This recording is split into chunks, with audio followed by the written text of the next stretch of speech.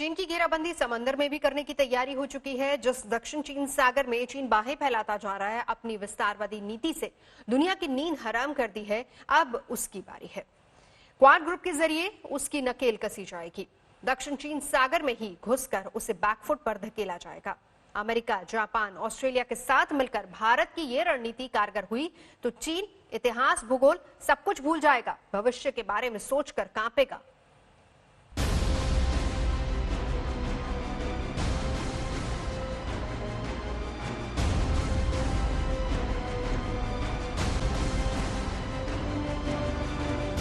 चीन की घेराबंदी समंदर में भी की जा रही है।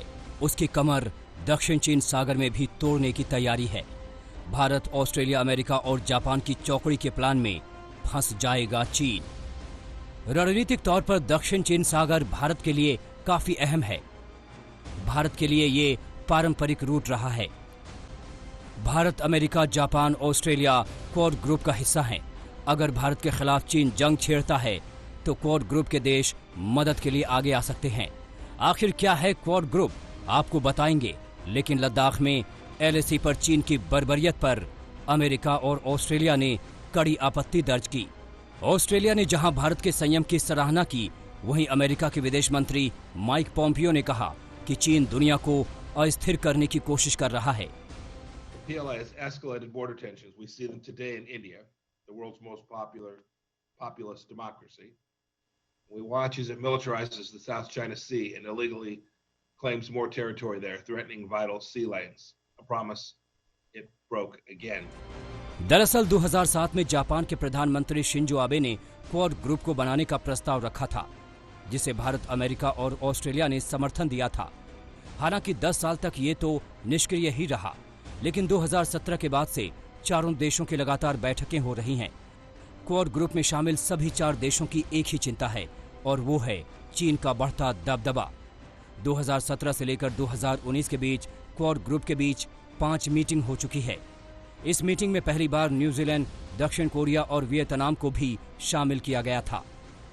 अंतर्राष्ट्रीय स्तर पर एक और कूटनीतिक मुहिम, जहां साउथ चाइना सी में चीन अपना जोर आजमा रहा है, वहीं दूसरी तरफ क्वाड के जरिए अमेरिका, भारत, जापान और ऑस्ट्रेलिया करेंगे चीन का मुकाबला।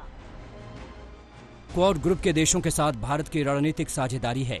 यही वजह है कि अमेरिका ने चीन को काउंटर करने के लिए भारत को डिफेंस पार्टनर का दर्जा दिया। ऑस्ट्रेलिया के साथ हमारे पुराने रिश्ते हैं। 1962 की जंग में भी ऑस्ट्रेलिया ने हमारी मदद की थी। जापान के साथ हमारे करीबी रिश्ते हैं। दोनों देशों के बीच 2008 में सुरक्षा समझौता भी हुआ। जंग की सूरत में चीन के खिलाफ हमारे दोस्तों की लिस्ट लंबी है। 1998 में जब भारत ने न्यूक्लियर टेस्ट किया तो कई मुल्क विरोध में आ गए, लेकिन फ्रांस ने हमारा साथ दिया। वहीं 1971 की लड़ाई और कारगिल युद्ध में इजराइल ने भारत की मदद की।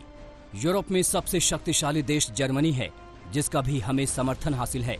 वहीं चीन से खफा ब्रिटेन भी भारत के साथ है।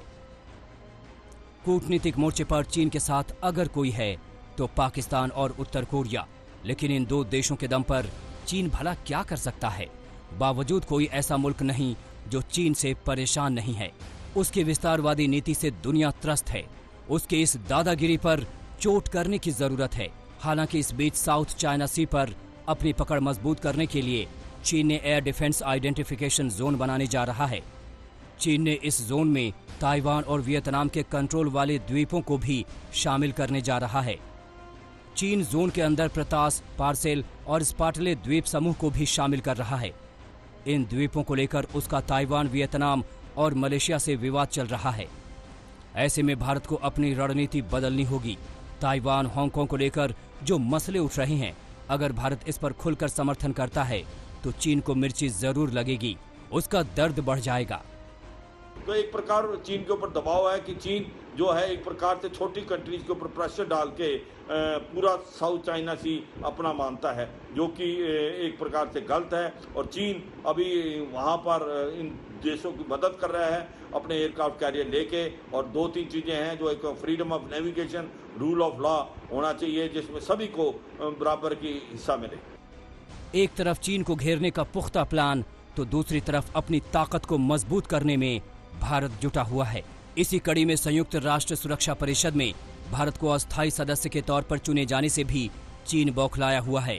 2 वर्षों तक संयुक्त राष्ट्र सुरक्षा परिषद में चीन की चालबाजी नहीं चलेगी, उसके मंसूबे को नाकाम बनाया जाएगा। कूटनीति के लिहाज से देखें तो चीन और दहशतगर्दों के दोस्त पाकिस्तान को छोड़कर भारत के दूसरे पड़ोसियों के साथ रिश्ते की डोर मजबूत है। हालांकि नेपाल के साथ रिश्तों में थोड़ी खटास जरूर आई है, लेकिन उसे दुरुस्त किया जा रहा है। उम्मीद की जा सकती है कि भारत की कारगर रणनीति चीन पर भारी पड़ेगी। दिल्ली से गीता मोहन के साथ आज तक ब्यूरो।